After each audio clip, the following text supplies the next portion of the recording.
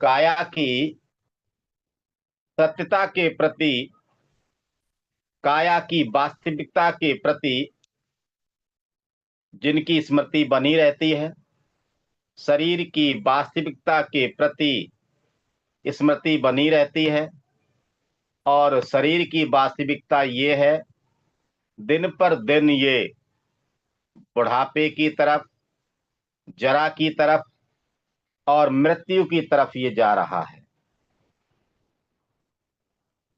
प्रतिपल हम मृत्यु के नजदीक पहुंच रहे हैं, और ये है शरीर की वास्तविकता। ये शरीर जरा धर्मी है, व्याधि धर्मी है, मरण धर्मी है, और जिसको ऐसी स्मृति बनी रहती है, गौतम बुद्ध के वो श्रावक यानी शिष्य नित्य निरंतर खूब जागरूक रहते हैं और प्रबुद्ध रहते हैं, हमेशा काया के प्रति सावधान रहते हैं। तो पिछली बार हमने बताया था पृथ्वी धातु के बारे में, लेकिन उससे पहले हमें ये समझ लेना चाहिए, ये जो हमारा शरीर है, इस शरीर के अंदर पृथ्वी धातु, आप धातु, तेज धातु, वायु धातु का अपना अपना महत्व होता है, और इन्हीं के परस्पर संतुलन से, इन्हीं के परस्पर संयोजन से ये हमारा शरीर चलता रहता है। अर्थात अगर इनका संयोजन टूट जाए, इनका बंधन टूट जाए, तो ये शरीर शरीर नहीं रहता है। इसी तरीके से हम समझ सकते हमारा जो परिवार है या हमारा पारिवारिक बंधन है, वो भी तालमेल से चलते हैं। अगर तालमेल टूट जाए तो परिवार बिखर जाता है, ऐसे हमारा शरीर भी बिखर जाता है। तो ये जो हड्डी है, स्नायु है यानी कि नसें हैं, मांस है, चमड़े के जो विवर विवर के ज्ञान से जुदा करके इसके अर्थ को हम समझ सकते हैं, और वो है सेहल सन्ने। अर्थात इस शरीर को जो हम अलग अलग तरीके से, विविध तरीके से टुकड़े टुकड़े करके जब हम इसको देखते हैं, उसको कहा जाता है विपස්සना। अर्थात विविधेन पश्यति ती विपස්සना, यानी अलग अलग तरीके से विविध प्रकार से शरीर को देखते हैं, उसे विपස්සना कहते हैं। विभज्येन पश्यति ती विपස්සना, विभज्या करके, टुकड़े टुकड़े करके, अलग अलग हिस्सों को करके देखते हैं, उसे विपස්සना कहते हैं। विषम अंगेन पश्यति, हमारे शरीर में विषम अंग है, अलग अलग तरीके से अंग है, अलग अलग काम है उनका, उनका काम, उनका हमारे लिए क्या महत्व, इसको देखने को विपස්සना कहते हैं। विशेषेण पश्यति ती विपස්සना, अर्थात विशेष रूप से देखते हैं, हर एक अंग को विशेष तरीके से जब देखते हैं तो उसे हम विपස්සना कहते हैं। इस तरीके से हम इसको समझ सकते हैं। तो इसमें जो है चार महाभूत हैं, पृथ्वी महाभूत, आप महाभूत, तेज महाभूत और वायु महाभूत। तो सबसे पहला जो पृथ्वी महाभूत है, उसके अंदर क्या क्या आता है? केश है, लोम है, नख है, यानी नाखून है, दांत है, त्वचा अर्थात चमड़ी है, ये है हड्डी के भीतर की जो हृदय है, यकृत है, पिलिया है, फुफ्फुस है, आंत है, पतली आंत है, उदर यानी पेट के अंदर की जो वस्तुएं हैं, पाखाना है, और मस्तिष्क, ये 20 भाग हैं। ये 20 भाग किसके हैं? पृथ्वी धातु के हैं। ये सभी 20 भाग किसके हैं? पृथ्वी के धातु के हैं। इसमें से हमने पिछली बार कुछ हम बताए थे, और आज मैं और कुछ बताने का प्रयास करूंगा। एक साथ 20 तो नहीं बताए जा सकते। दूसरा क्या है इसमें हमारे शरीर में? वो है आप धातु। आप धातु के अंदर 12 भाग आते हैं। वो कौन कौन से 12 भाग हैं? पित्त है, कफ है, पीप है, लहू है यानी खून है, पसीना है, मेद है, आंसू है, बसा है, थूक है, पोंटा है, लसिका है, और क्या है? यूरिन अर्थात मूत्र है। ये जो 12 भाग हैं हमारे शरीर में, ये कहलाते आप धातु। जल धातु भी इसे कह देते हैं, क्योंकि सभी लिक्विड है। अगला जो है वो है तेज धातु। ये जो तेज धातु है, ये क्या करता है? जिससे तपता है, जिससे जरा को प्राप्त होता है। हम सभी को मालूम है हमारे शरीर में अरबों खरबों कोशिकाएं हैं, और हजारों कोशिकाएं प्रतिक्षण मरती हैं, प्रतिक्षण जन्म लेती हैं। ये जो है, ये सब जो है इसी की वजह से होता है। किसकी वजह से? तेज धातु की वजह से। जिससे ये शरीर तपता है, गर्म होता है, जिससे जरा को प्राप्त होता है, बुढ़ापे की तरफ जाता है, जिससे ये जलता है शरीर। देखा होगा, अगर तेज आंच के सामने बैठे हैं सर्दियों में, तो हमारा शरीर ज्यादा गर्म होने लगता है। तो कहते हैं अरे शरीर जलने लगा है, थोड़ा पीछे कीजिए, या अपने आप को पीजिए, आग को पीछे कीजिए। या सूरज की गर्मी ज्यादा हो रही, उसमें अगर हम खड़े हैं तो हमारा शरीर जलने लग जाता है, त्वचा जलने लग जाती है। ये किसकी वजह से? तेज धातु की वजह से। जिससे भोजन किया है, पिया है, या खाया है, या चाटा हुआ है, भली प्रकार से जो हजम होता है, ये किसकी वजह से होता है? ये तेज धातु की वजह से होता है। ये है 4 भाग, इसको तेज धातु कहते हैं। और अगला जो है वायु धातु है। इसका काम क्या है? तो हमें अच्छी तरीके इसको समझना है। ऊपर जाने वाली वायु, नीचे जाने वाली वायु। जब श्वास को निकालते हैं, प्रश्वास करते हैं, तो ऊपर को जाती है। सांस लेते हैं तो अंदर की तरफ जाती है, नीचे की तरफ जाती है। पेट में रहने वाली वायु, कोष्ठ में रहने वाली वायु, अंग अंग में, यानी पूरे शरीर में, शरीर की प्रत्येक कोशिका के साथ ये जो घूमने वाली वायु है, हमारी हर कोशिका तक ये वायु जाती है। और आश्वास प्रश्वास करते जो हम सांस लेते हैं या छोड़ते हैं, ये 6 भाग जो हैं, ये कहलाते हैं वायु धातु के। और इसी से हमारा शरीर बना है, और इससे ही हमारा शरीर वर्तमान में भी चल रहा है। ये हमें अच्छी तरीके से ध्यान रखना चाहिए। तो पृथ्वी धातु के अंदर हमने पिछले हफ्ते क्या, कई हफ्ते पहले, क्योंकि समय नहीं हमारे पास में, ज्यादा बिजी शेड्यूल है, एक तरह से संकट काल चल रहा है, गुजर रहे हैं संकट के दौर से। और ये भी ध्यान है सब कुछ परिवर्तनशील है। रात चाहे कितनी ही भयानक क्यों न हो, काली क्यों न हो, अंधेरी क्यों न हो, डरावनी क्यों न हो, कितनी ही लंबी क्यों न हो, लेकिन सूरज तो निकलता ही है। और सूरज के निकलने पर वो डर, वो भयानकता अपने आप स्वतः खत्म हो जाती है। और ये हमें अच्छे तरीके से समझ में आना ही चाहिए। तो ठीक है, हम निकलेंगे इससे, और जरूर निकलेंगे।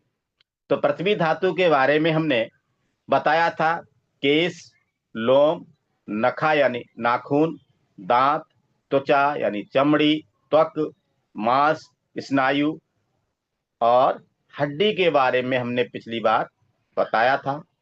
और अब आज मैं बताने वाला हूं हड्डी के भीतर की जो मज्जा है, या गूदा, इसको समझ सकते हैं। जैसे आम होता है, आम का छिलका उतार दो तो उसके अंदर गूदा आता है, और गूदा को हटा दो तो क्या आती, गुठली आती है। तो ऊपर का जो है हमारी त्वचा है, इसके नीचर का मांस है, और मांस के नीचर की हड्डी है, हड्डियां हैं, हमें इसी तरीके से समझना चाहिए। तो हड्डी के भीतर की जो मज्जा है, वृक्क है यानी कि गुर्दे हैं, हृदय है, यकृत है, कुलोमक है, ये जो हमारे उपापचय क्रिया में मदद करता है, प्लिया है, फुफ्फुस है, इसके बारे में आज मैं बताने का प्रयास करूंगा। तो मैं चलता हूं, शुरुआत करता हूं हड्डी की मज्जा से। तो जो हड्डी की जो मज्जा ये कहाँ होती है, हड्डी के भीतर होती है ना। उन उन हड्डियों के बीच में होती है जहां जहां भी हमारी हड्डियां होती हैं। तो हड्डियां तो पूरे शरीर में होती हैं, मस्तिष्क से लेकर के पैरों की उंगलियों तक होती है। तो हर जगह हर हड्डी के बीच में जो है उसे हड्डी की मज्जा कहते हैं। जैसे कि बांस के बोर हैं, बांस का जो बोर है, पर्व है जिसको कहते हैं, आद के भीतर गर्म करके डाले हुए बेत के आद के होने पर बांस का जो पोर है वो नहीं जानता है कि मेरे अंदर बांस जो बेत है उसको डाला गया है, और बेत भी नहीं जानता है कि हम बांस के पोर में स्थित हैं। ऐसे हड्डियां नहीं जानती हैं कि हमारे भीतर मज्जा स्थित है, हमारे भीतर मज्जा स्थित है। और मज्जा भी नहीं जानती है कि मैं हड्डियों के बीच में हूं, मज्जा भी नहीं जानती। एक दूसरे के बारे में ये जानते नहीं है। इसका मतलब क्या है कि यहाँ पर ये जो पार्ट है वो चेतना रहित हैं। कैसे हैं, चेतना रहित हैं। ना तो हड्डी जानती है इस बात को कि मेरे अंदर मज्जा है, और मज्जा भी नहीं जानती कि मैं हड्डियों के बीच में हूं। इस तरह हड्डी एक अलग भाग है और मज्जा एक अलग भाग है जो चेतना रहित है। अभी तक जितने भी हमने हिस्से बताए हैं हमारे शरीर के, जो पृथ्वी धातु के अंतर्गत आते हैं, ये सभी जो अंग हैं चेतना रहित हैं, अव्याकृत हैं। इनको पूरी तरीके से व्याकृत नहीं किया जा सकता। इतना विशाल है ये हमारा शरीर, हम इसकी सूक्ष्मता को अभी नहीं जान पाए हैं। ये शून्य है, निसत्व है, और यही ठोस पृथ्वी धातु है। आगे जो है वो क्या है, वृक्क है यानी कि गुर्दे।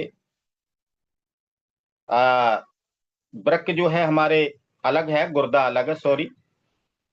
जो हड्डी की मज्जा है उसके साथ में अगर हम देखते हमारे सीने के गड्ढे से नीचे जब निकलते, थोड़ी देर में जाकर मोटी दो स्नायु हैं, दो नसें हैं, उनसे बंधा हुआ ये हृदय का जो मांस उसको घेर करके रखता है।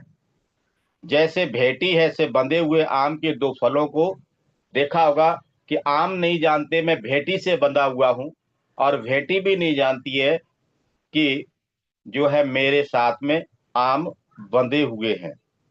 ऐसे ही जो मोटी नसें हैं वो नहीं जानती हैं कि मेरे द्वारा वृक्क बांधा गया है, और वृक्क भी नहीं जानता है कि मैं मोटी रस्सी यानी मोटी स्नायु से बंधा हुआ हूं। ये परस्पर आभोग प्रत्यावेक्षण रहित ये धर्म है। इस तरह से वृक्क अलग भाग है, और उसके साथ में जो स्नायु है वो अलग भाग है, जो चेतना रहित है, अव्याकृत है, शून्य है, निसत्व है, और ये है ठोस पृथ्वी धातु। अगला हम लेते हैं हृदय को। हम सभी जानते हैं हृदय हमारे शरीर में बहुत ही महत्वपूर्ण अंग है, 24 घंटे काम करता है। हम तो काम करते करते थक जाते हैं। जो शुरुआत में जो चले थे ध्यान साधना करने, आज वो नहीं है। जो आज है उनमें से कल और भी नहीं होंगे, कुछ नए आएंगे। क्यों, उसका कुछ तो कारण है। हमेशा नहीं चल पाते, लेकिन हमारा दिल, हमारा हृदय 24 आवर्स धड़कता है, पंपिंग करता है ब्लड की। अगर ये अपना काम बंद कर दे, जैसे हम अपना काम बंद कर देते हैं, तो क्या होगा, अंदाजा आप लगा सकते। 24 घंटे काम करता, फिर हम क्यों कहते हैं हम थक जाते हैं, है ना। तो हृदय शरीर से भीतर छाती की जो हड्डियां, सीने की हड्डियां हैं, इनके सहारे बाईं तरफ जो कांख है या बगल है, उस पसलियों के बीच में स्थित होता है। जैसे जीर्ण पालकी के पंजर से रखी हुई मांस की पेशी होने पर जीर्ण जो पालकी है, उसके पंजर के बीच में वो नहीं जानता है कि मेरे सहारे मांस की पेशी रखी हुई है। मांस की पेशी तो है ये, और मांस की पेशी भी नहीं जानती है कि मैं जीर्ण पालकी के पंजर के सहारे स्थित हूं। अर्थात हृदय नहीं जानता है कि मैं जो हमारे सीने की जो हड्डियां हैं, उनके सहारे हैं, उन्हीं के बीच में है, उन्हीं की वजह से मैं सुरक्षित हूं। और हड्डियां भी नहीं जानती हैं कि मेरे सहारे हृदय सुरक्षित है, हृदय स्थित है। हृदय भी नहीं जानता है मैं छाती की हड्डी के पंजर के सहारे हूं, और जो छाती की हड्डियां हैं वो भी नहीं जानती मेरे सहारे हृदय स्थित है। ये परस्पर आबू प्रत्यावेक्षण है, प्रत्यावेक्षण रहित धर्म है ये। इस तरह इस हृदय जो है एक शरीर में अलग भाग है, हृदय अलग भाग है जो चेतना रहित है, अव्याकृत है, शून्य है, निशस्त्व है, और यह ठोस पृथ्वी धातु है।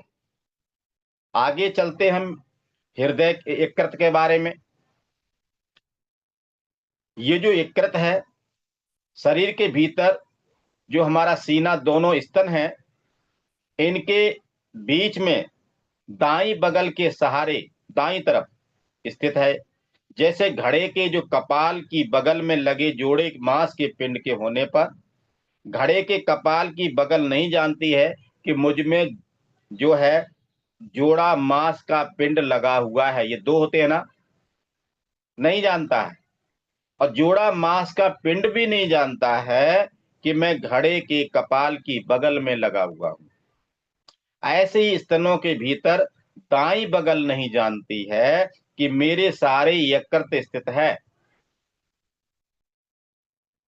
यकृत भी नहीं जानता है कि मैं स्तनों के भीतर दाई बगल के सहारे स्थित हूं। परस्पर आभोग प्रत्यावेक्षण रहती है धर्म है। इस तरह ये यकृत इस शरीर में एक अलग भाग है जो कैसा है, चेतना रहित है, अव्याकृत है, शून्य है, निसत्व है, और ये ठोस पृथ्वी धातु। आगे चलते क्लोमक। ये हमारी उपापचय क्रियाओं में मदद करता है, मेटाबॉलिज्म को क्लियर करता है, बहुत ही महत्वपूर्ण अंग है ये क्लोमक। ये जो ढका हुआ क्लोमक हृदय और वृक्क को घेर करके स्थित रहता है। नहीं ढका हुआ क्लोमक सारे शरीर में चमड़े के नीचे से मांस को बांधते हुए स्थित है। जैसे कपड़े से लपेटे हुए मांस के होने पर मांस नहीं जानता है कि मैं कपड़े से लपेटा हुआ हूं, कपड़े से लपेटा गया हूं। और कपड़ा भी नहीं जानता कि मेरे द्वारा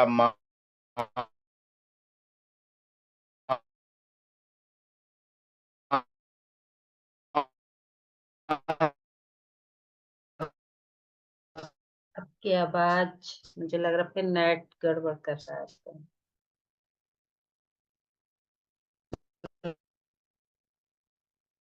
आवाज नहीं आ रही सर, मुझे लग रहा है।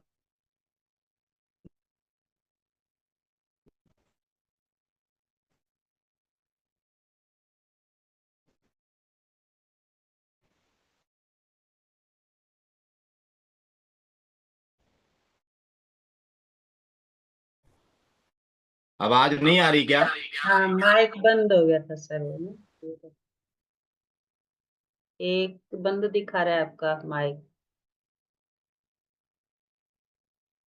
हेलो। हाँ, अब आई आवाज। आ रही मेरी आवाज? हाँ, अब अच्छी आ रही है। हेलो। अब आवाज आ रही है सर आपकी।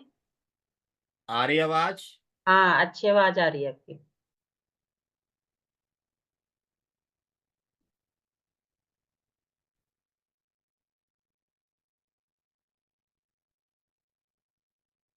आवाज नहीं आ रही मेरी क्या? आ रही है सर, आ रही है आपकी आवाज। अच्छी आ रही थी, आपने अभी वीडियो ऑफ की तो ज्यादा अच्छी आ रही थी आवाज। हेलो। आवाज आ रही है सर। हेलो। क्या? आ रही जी, आवाज? आवाज आ रही है आपकी।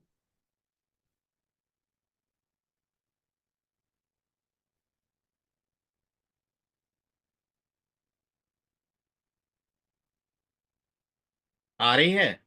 हाँ, आवाज आ रही है।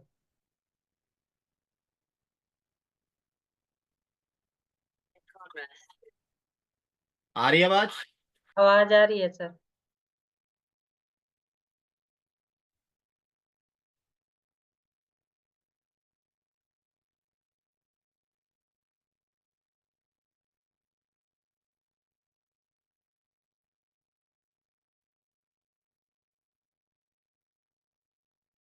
आपका माइक बंद हो गया सर।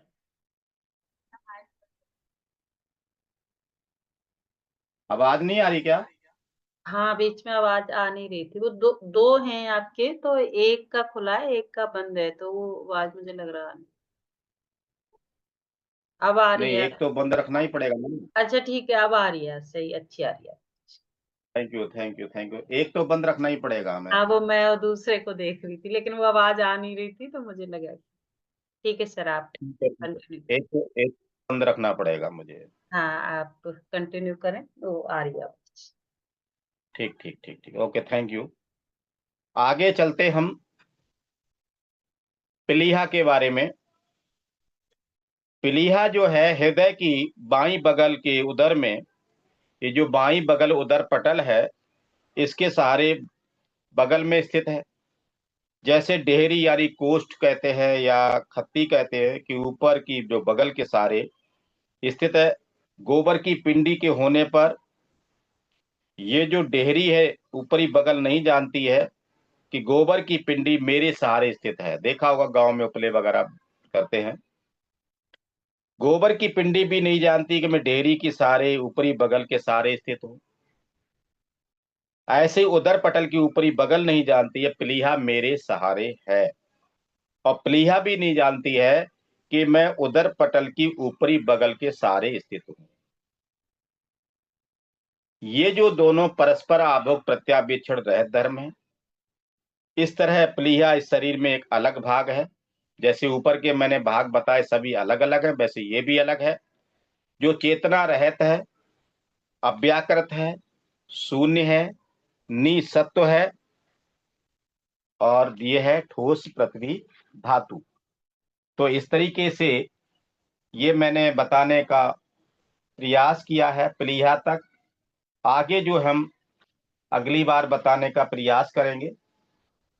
अभी हम एक बहुत ही महत्वपूर्ण संदेश है भगवान बुद्ध का, वो मैं बताने का प्रयास कर रहा हूं। वो क्या है?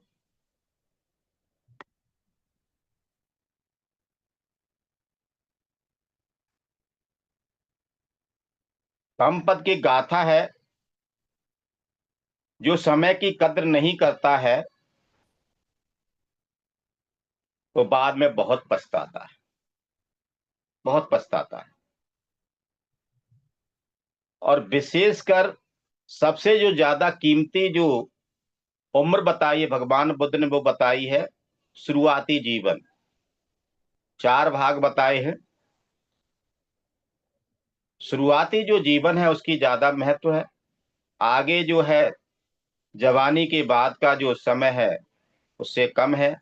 और बुढ़ापे का समय, उसका भी महत्व उससे कम रह जाता है।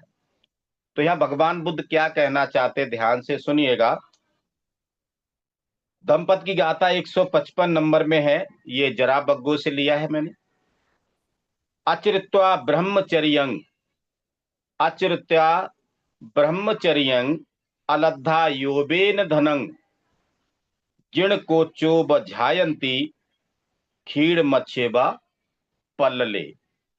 अर्थात जो लोग बालावस्था और किशोरावस्था तक ब्रह्मचर्य का पालन नहीं करते हैं, यानी ज्यादा मौज मस्ती में रहते हैं, समय का दुरुपयोग करते हैं, जो जवानी में धन नहीं कमाते हैं,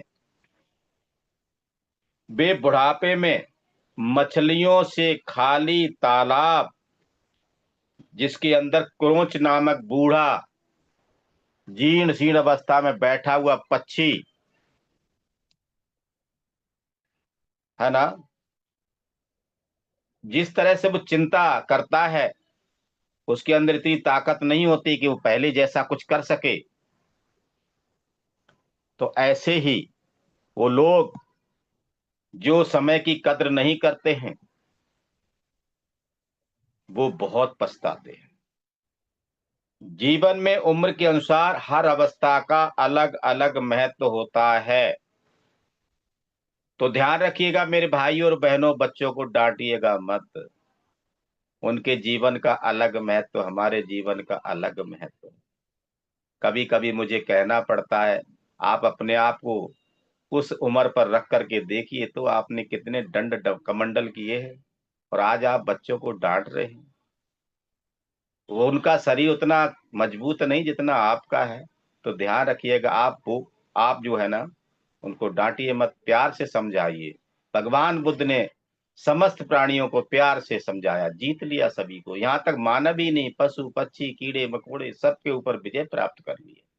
लेकिन उससे पहले उन्होंने अपने आप पर विजय प्राप्त की है। इस बात का हमें ध्यान रखना है।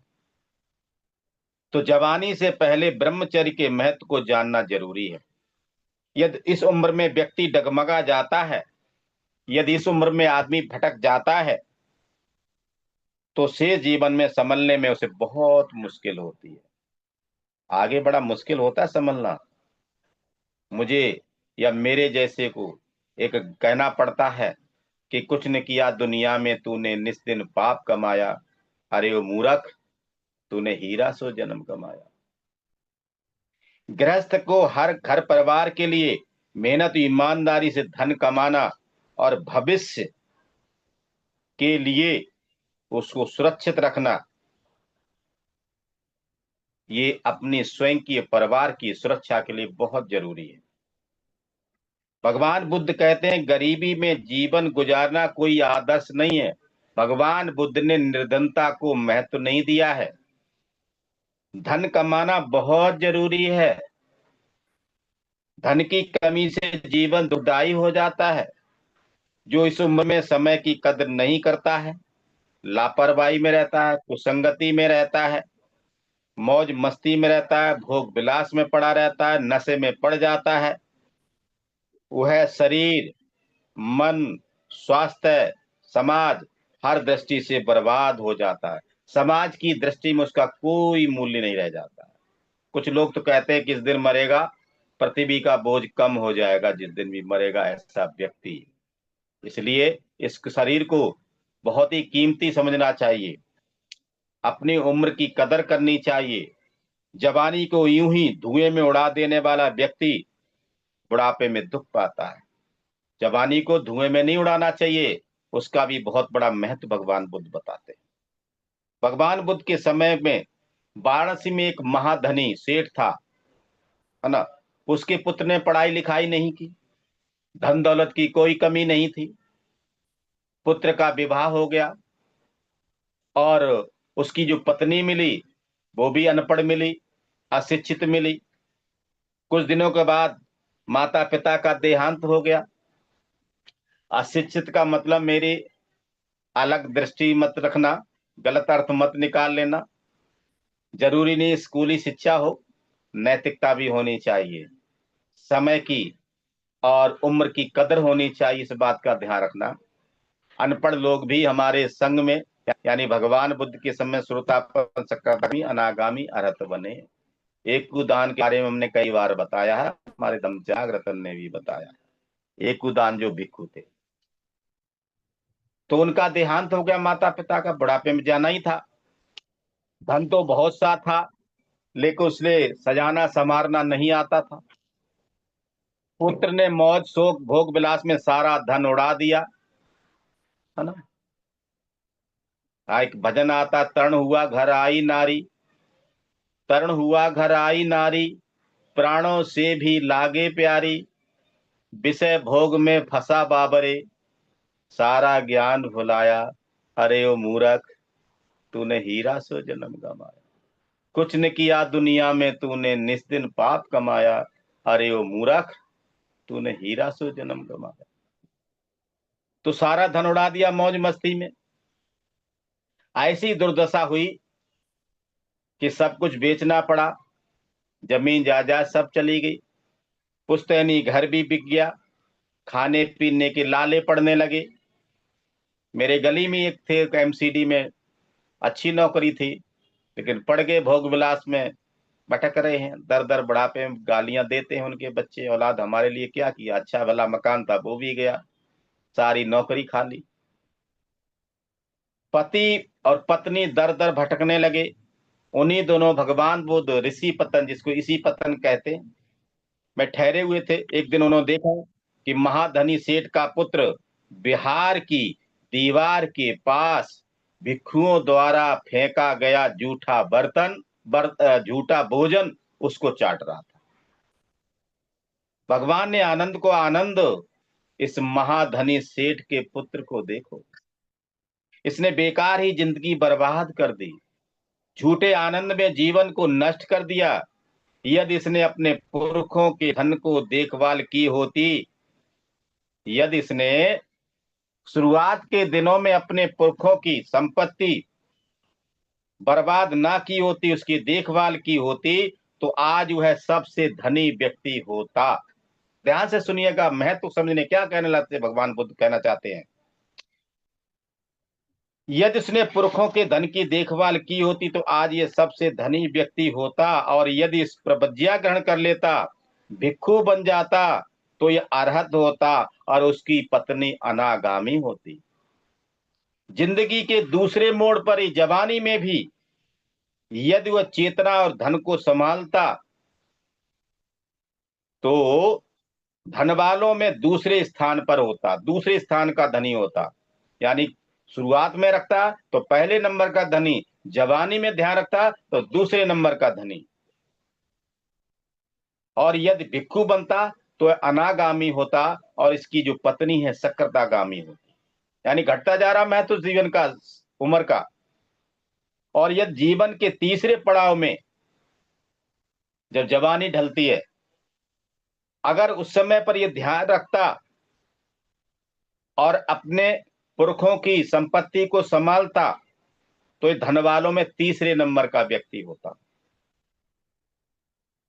और यदि ये भिक्षु बनता तो ये सकृतागामी होता, और इसकी पत्नी श्रोतापन्न होती। लेकिन इन तीनों ही अवस्थाओं में इसने कुछ नहीं किया और निठल्ला बैठा रहा, धन बर्बाद करता रहा। उसने मार्ग और मार्ग स्थल से प्राप्त होने वाले सभी अवसरों को खो दिया, जिसको अष्ट पुरुष पुगला कहते हैं। 8 पुरुषों की जो जोड़ी है, उसने उस फल को खो दिया। और ऐसे समय पर आज हमारे लोग ऐसा काम करें, आते हैं, तो थोड़ा के फिर से आवाज अंदर आवाज फिर से खराब हो गई इसमें।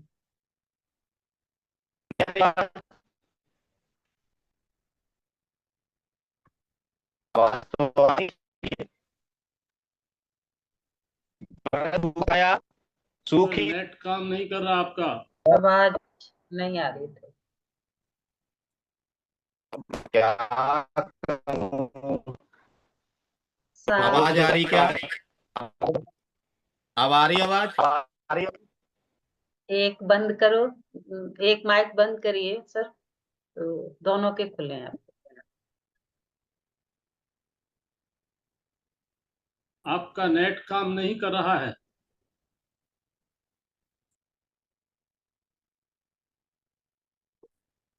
एक माइक बंद करेंगे तो अब बोलिए सर जी। अब आ रही अब आ आवाज? रही है? हाँ, अभी